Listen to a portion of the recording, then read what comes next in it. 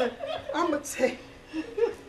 Welcome to Glue and Capri and welcome to Roger Rye, Hampton Roads. Y'all can't see me for a reason because the most important part here is the family love between these two, grandmama and granddaughter right here.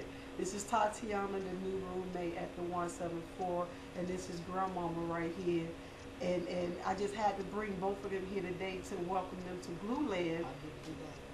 Go ahead. Y'all never know who's coming to the 174.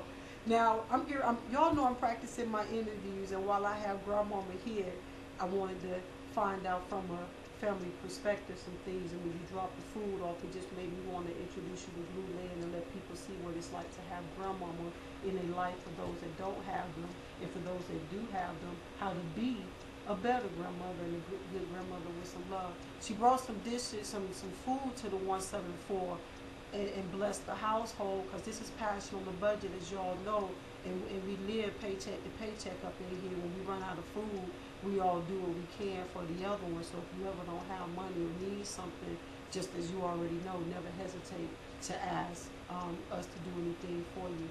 Now, grandmama, to start this thing off, tell everybody who you are, where you from. Well, let's see. My name is Melinda Miles. I'm from the great city of Mount Rainier, Maryland. I've been there since 1968, and I've been the mayor there since 2005, and I was re-elected in 2009, so I'll be the mayor to 2013. Watch out now. We laughing on this side right here because when you said 1968, normally they always cracking on me because I say because most of you all were born. Okay, so if you just want to whip up on somebody, you go ahead and do that thing there. Graduation. But it's nice to have some maturity around here besides mine. Okay, but nevertheless, thank you. How far of a drive was it for you to come from Maryland today to Hampton to drop this? About 3 hours. This blessing off, this glucing off for your granddaughter, about 3 hours? About 3 hours. And what possessed you to do that thing? My granddaughter asked me. And when you said she needed some food. And that energy there is another reason why I had to get you on camera and to receive this blessing, this thing, this glucing for me today. I felt I was doing my part, and when you came by, you was the exclamation point in my morning. So thank you for coming by. You're welcome. And that leads me into this: why you giving Glue and Capri this Glue impromptu interview? Because I would like to have it for prosperity, and I want to see myself on YouTube.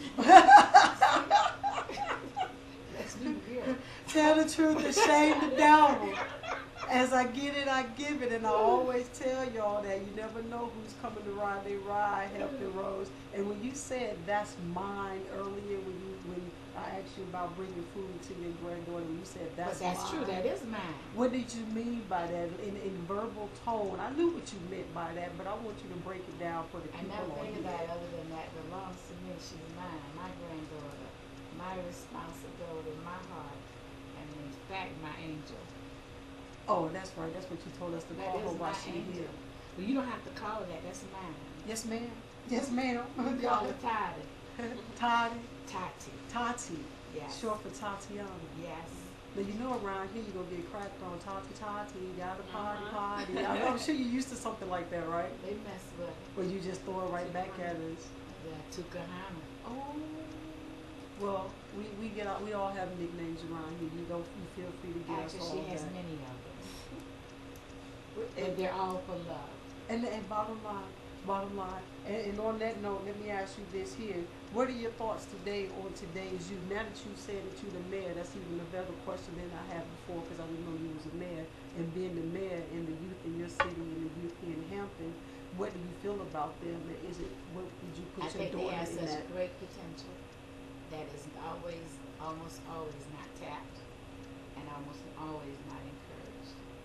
I think they actually have the wherewithal to make a great future for us, even though we keep putting them down. Yes, ma'am. I agree with you on that. And they will. I think long ago they thought we wouldn't make it either, especially me. And here I am the mayor. Okay. So I know it works. We just have to be there for them. We have to teach them. We have to show them, and we have to allow them to make mistakes.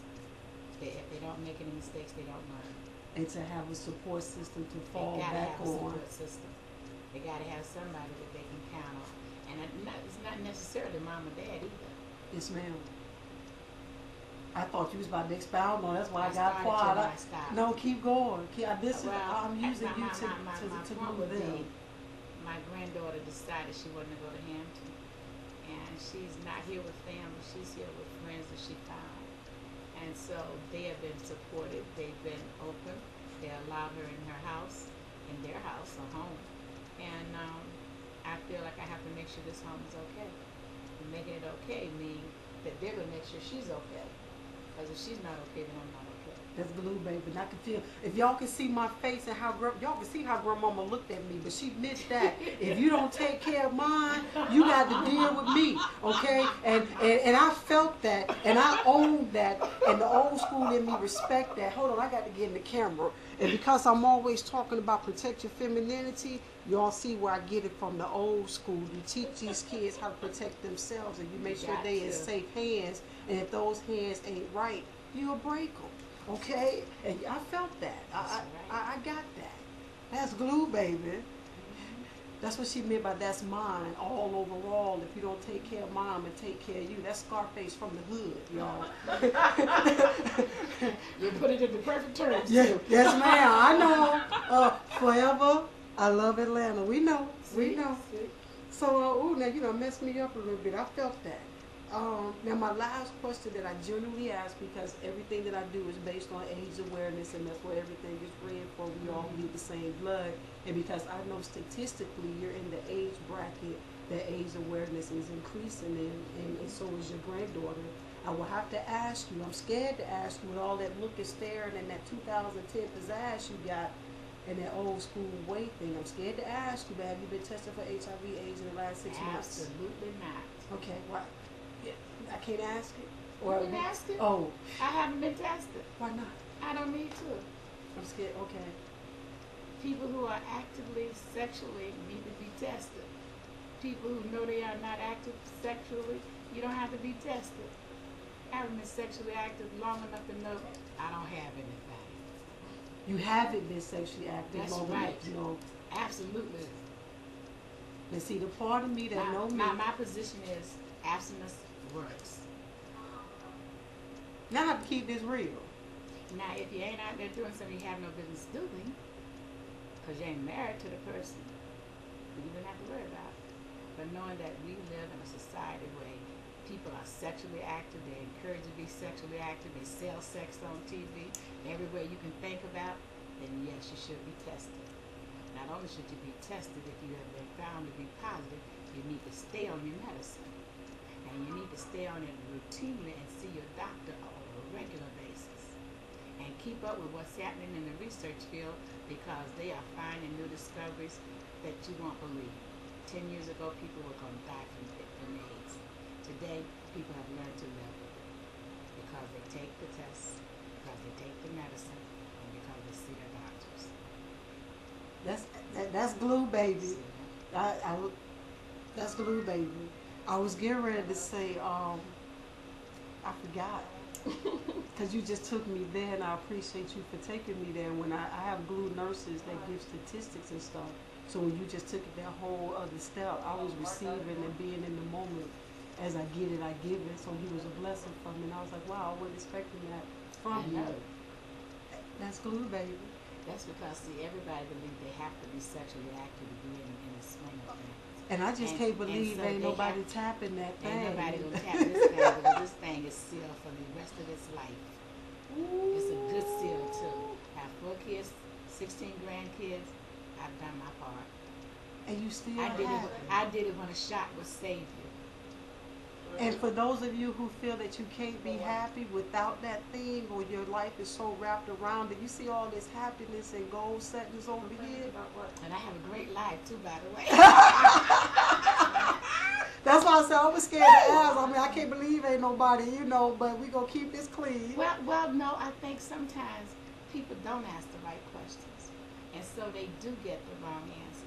And so saying that abstinence is the way to go doesn't always sit with people, because they've been told that if you ain't doing it, then you must not be worth it. Tell them that's glue, You got to baby. be worth it.